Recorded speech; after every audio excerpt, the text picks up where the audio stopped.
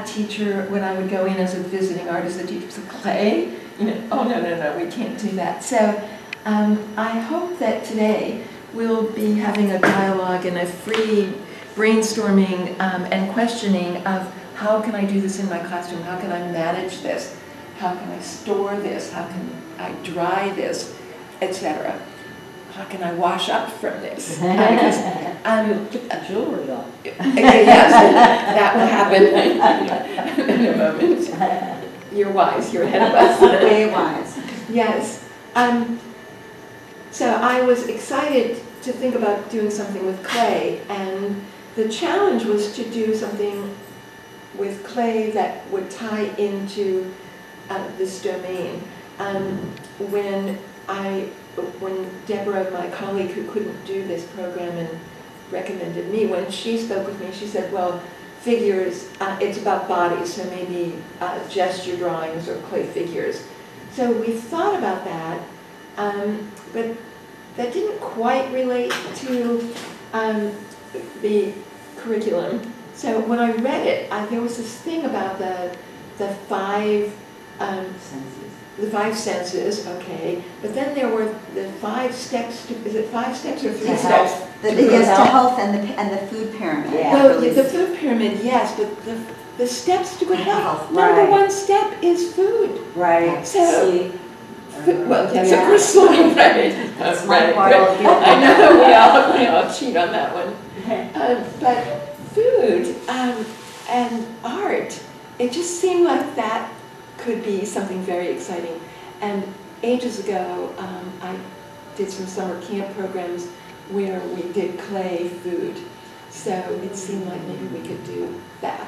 So I'm very excited about working with clay and hearing your hesitations and trying to help make it easier to bring clay into the classroom.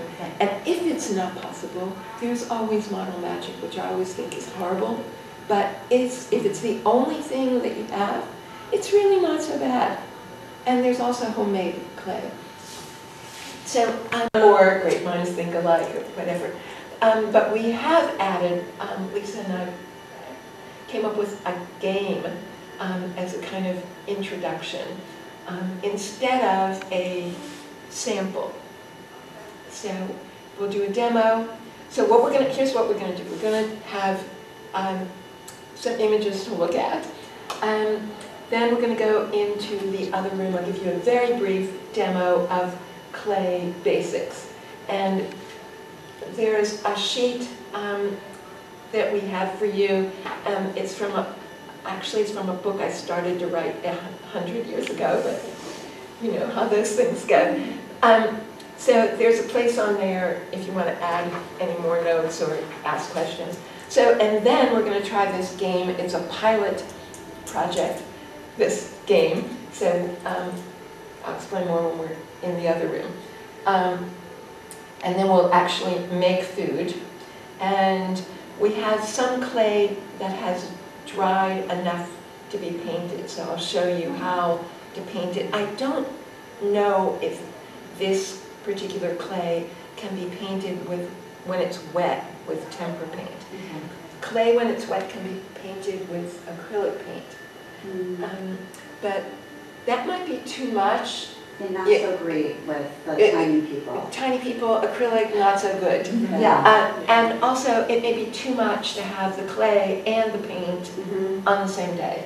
So we've got some dry enough to see how that works. And then we can, I hope, brainstorm as we're going along about possible extensions. How can this idea of food work in your classroom? Are you also classroom? No. Your classroom, okay.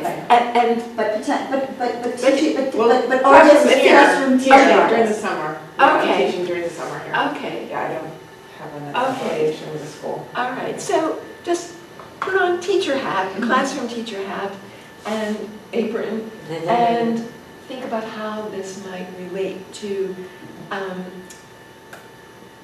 this domain number 2. Okay? Yeah. So that's our plan. Okay. Okay. Okay. One of the things I had said yesterday in the afternoon was one of the stories had a chicken, and I had said that, and one of our participants did movement in the most amazing chicken ever. She was fantastic. She was a fabulous chicken. But one of the other things that I said is that sometimes you can use images like this as a tease.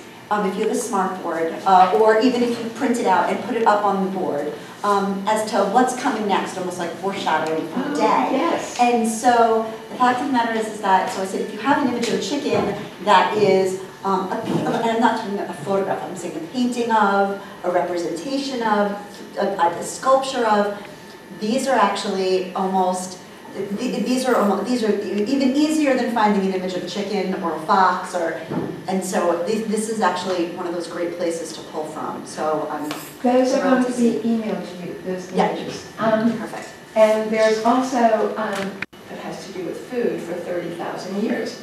And there are many, where is that from? What part of the world? I'm not sure. It could be from the caves in the south of France. Possibly. It's, you know, when you go on Google, there are bunches of images. It's hard to know for sure which one is talking about which.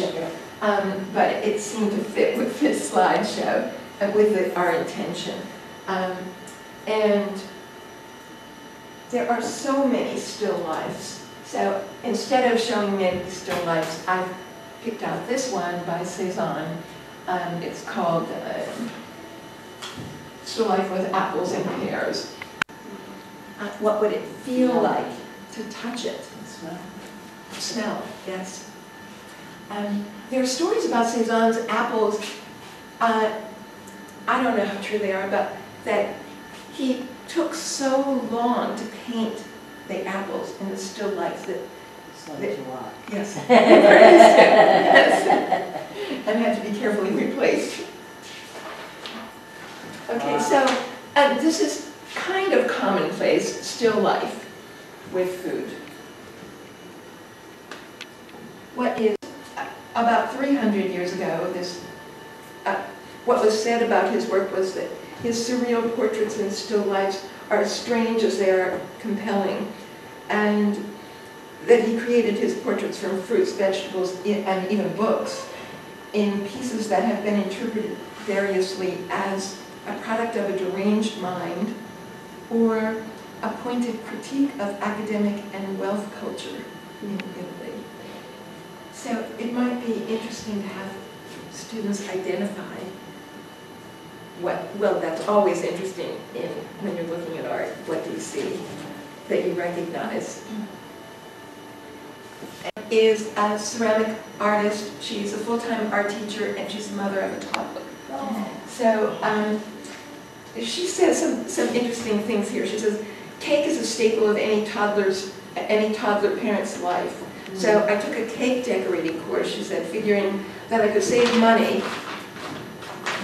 by making my own cake. Alas, what I saved in dollars I gained in ounces.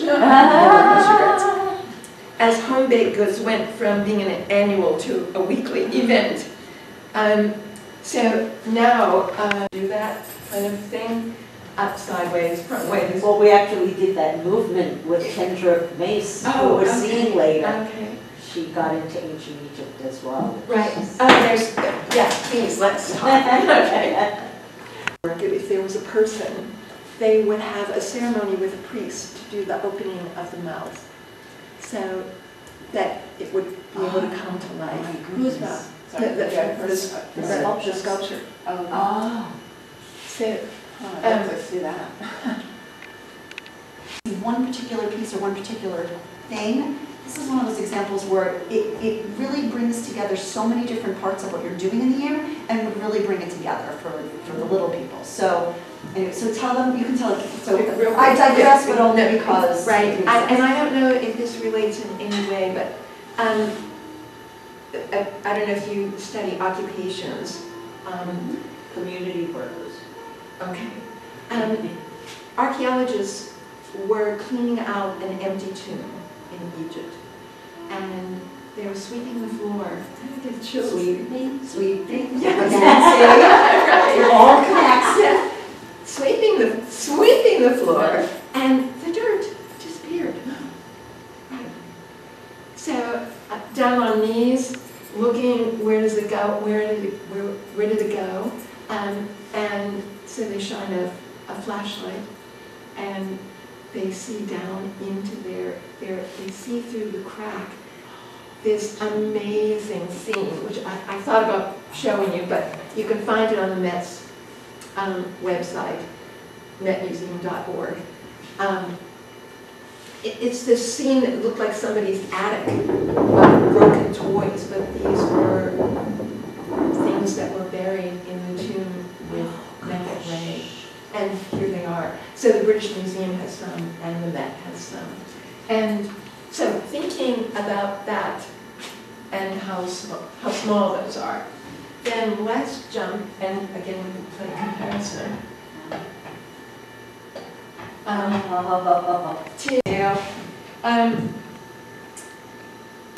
Given what we know about the art world and Oldenburg, I thought this was interesting. His first recorded sale of artworks were at 57th Street Art Fair in Chicago, where he sold 5 items for the grand total of $25. Oh my goodness. Things change in the art world. Take things out of the museum and make it relate more to life. Kind of the same thing that Rauschenberg says. But I don't think Rauschenberg did food, so he's not part of our thing today. And had her students make miniature food. And then they took the clay off, they painted the clay, they painted the plates, and she had them think about doing a mandala design, doing a design that had a package. And she's done, in her lesson plan, she's done that wonderful thing of listing, here's what this connects to, so you'll have it. Because, yes, and I don't know, are these national standards? The core curriculum standards are national. Depending on when she created this, the standards might be slightly different, but the fact of the matter is that if she's clearly what she's using relating to pattern, etc., they're easily translatable and into any of the standards. I think you have to break.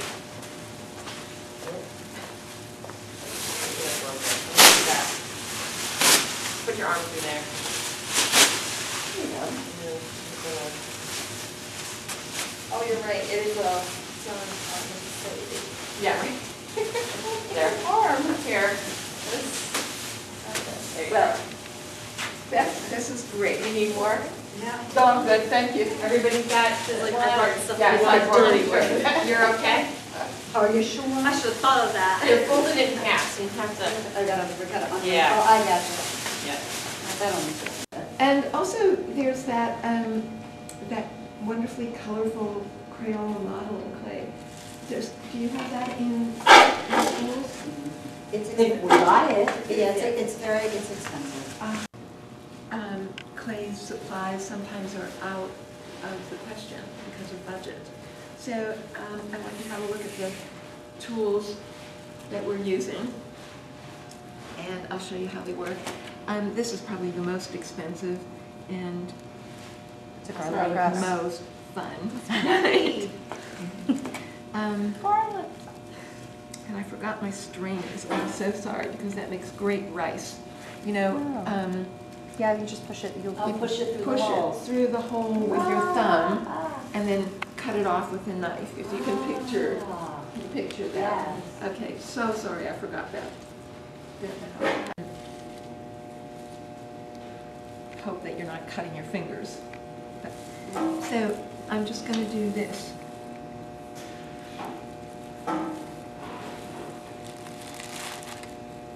So you can cut this for your class ahead of time.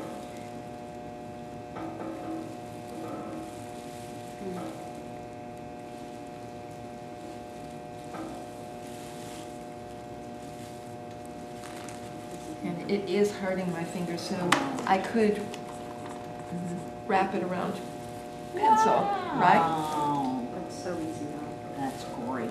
So now, how easy is that?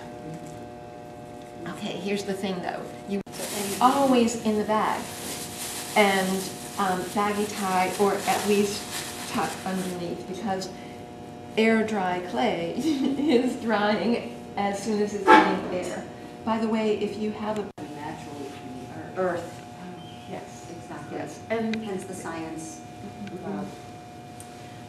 so if we had a puddle, my way of controlling glitter is glitter in the paper plate. Pinch. Anything that you pinch out from the clay is going to stay because it's that same clay. Whereas if I have something that I want to add to clay, like this, it may not stay if the clay is super wet. Make a cylinder before I can use any of those really amazing things to, let's say, create something larger. I need to sort of test it out. And they're all abstract forms, which is very fun. And you want to find out, oh, as you're doing this, maybe you'll get ideas like, this reminds me of my mother's pie crust edges. So that could be something that you start with here today. What I'd like you to try is together make either nutritious or not nutritious food. You could possibly do this where you make just nutritious food and somebody writes down, one of you is, while you're also responsible for making, write down, generate a list of everything you made, every food that you made. And it doesn't have to be like a whole plate of French fries, make one French fry, okay? Okay. And just as a kind of warm-up game. So you could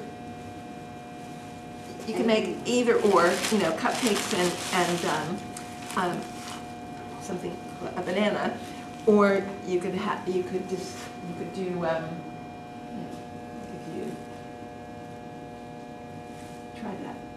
And then More. put it back together, and Otherwise I have like cause we're just going to do 5 minutes. This is just a sketch. Yes, yes,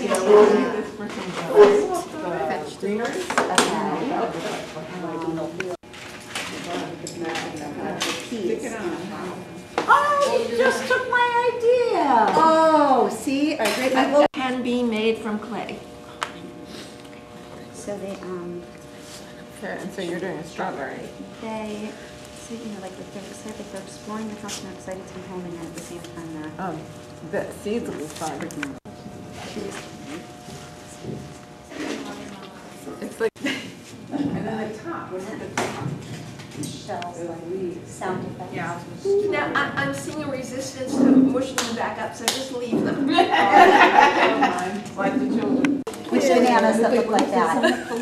That is What really you cool. can do is, so let's, while you're working, talk about how you would store this and how, Question. Go, please, You're yes. saying how you have to store it in a bag. Quick and it's not. I use them for the something that you ones. do all the time. So we have an apple. I use the same. Oh, My ones. Okay.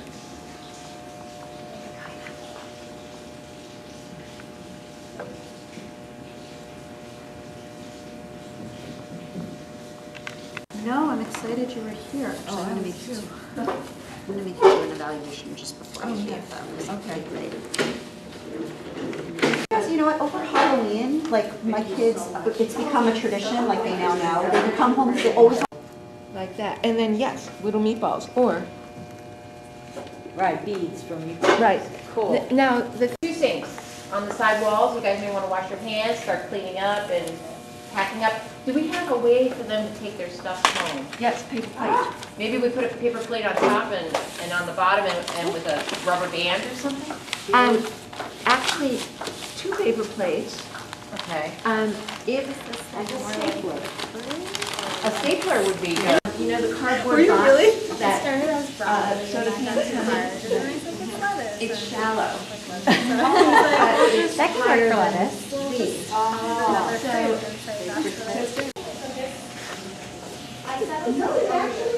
cute. Honest and I'm like, come play. Oh, yes. And that's what it is, like. I'm Kendra Mace, and I'm a dancer, choreographer, and teaching artist. And I teach here at this dance school traditional dance forms. And then with Arts Westchester, I'm a teaching artist in the Mount Vernon and the Yonkers school districts. And I also work in the city with the kids implementing dance and the school curriculum. So I'm a busy girl, and I'm making my own work. Anything else you want to know? No, that's great. So and I mentioned, so Kendra had worked with us on some arts integration projects this year. So this was, we were fortunate enough to be able to get her. This is the perfect segue. So, and she had worked specifically with first graders and specifically with first grade curriculum, which we've actually been talking a lot about today. So. Exhale. Let it feels good in your body. Inhale. Exhale. And a slow stretch over to the side. Just let it feel this up to your fingertips. Back to the center. We're going to try to twist the other side. Untwist back to the center. Walk your fingers out to the center of the circle as far as you want your chest to feel the stretch in your upper back. And slowly walk your hands in. And just once more. Tilt your head, stretch your neck. We're just loosening up all the parts of our body. Chin to chest. Head down. Now good! You guys are movers. And circle your wrist. So as you're circling your wrist or keeping your fingers, I'm going to challenge you to come to a standing position but your kids will love the challenge, okay? It's okay. They're younger. Back in. Last time, a little back out. We're going to shift our weight side to side. We have expand and come in and contract. Expand and contract. And expand and contract a little bigger. Expand on the body this. Judy, skin? Yes, you're right. Although skin looks pretty thin, it's huge. It covers the surface of our entire body, all of our head, all the way down to our toes, and it protects us. It keeps all of our insides inside, and even regulates our temperature. If you put your hand on your forehead, you might notice a little bit of moisture. So that's our skin's way. When our body gets hot, it's cooling off our body through our sweat. So our skin is really soft. And describe what's happening to the skin on your palm of your hand. Try it again. Relax your hand. Notice the skin is wrinkled. It's folded. Extend your fingers. And what happens to the skin to allow the movement? It's tightening. It's stretching. So our skin stretches. So as we grow, our skin grows with us. And if we want to move, our skin has to move. So let's imagine we're going to be just your arms.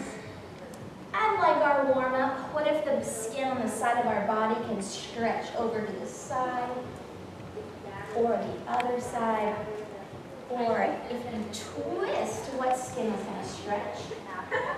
Another direction. All right. Who would like to share their stretch? Yes. 2, 3, 4. Fantastic. Who else wants to share their stretch? 2, 3, 4. 1, 3, 4. Last one. Who's the lucky volunteer?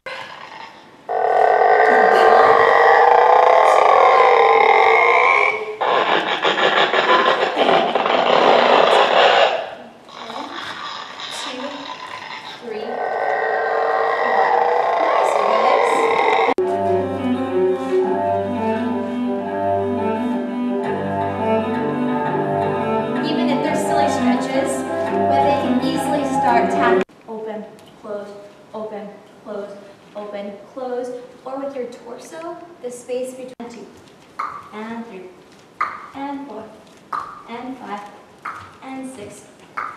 7, and 8. Fantastic. Chomp, chomp, chomp, down the esophagus. Woo! Into the stomach. And turn, and break down the food. Again, turn, and break down the food. Once the food is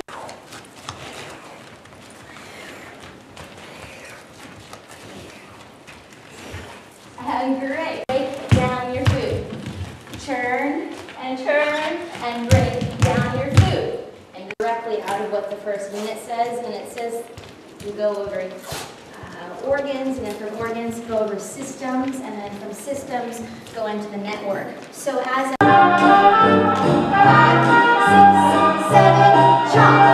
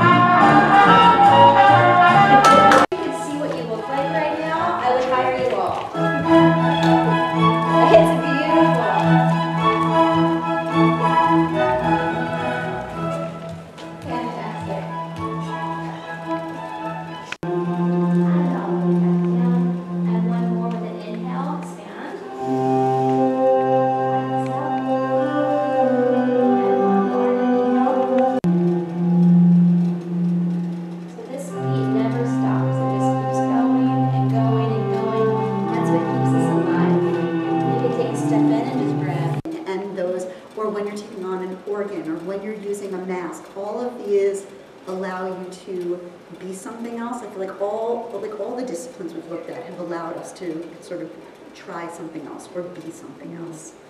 When they actually start the contact and learning about how to share space with another person, it's a really powerful place in art, but also in the classroom to learn the respect for one another.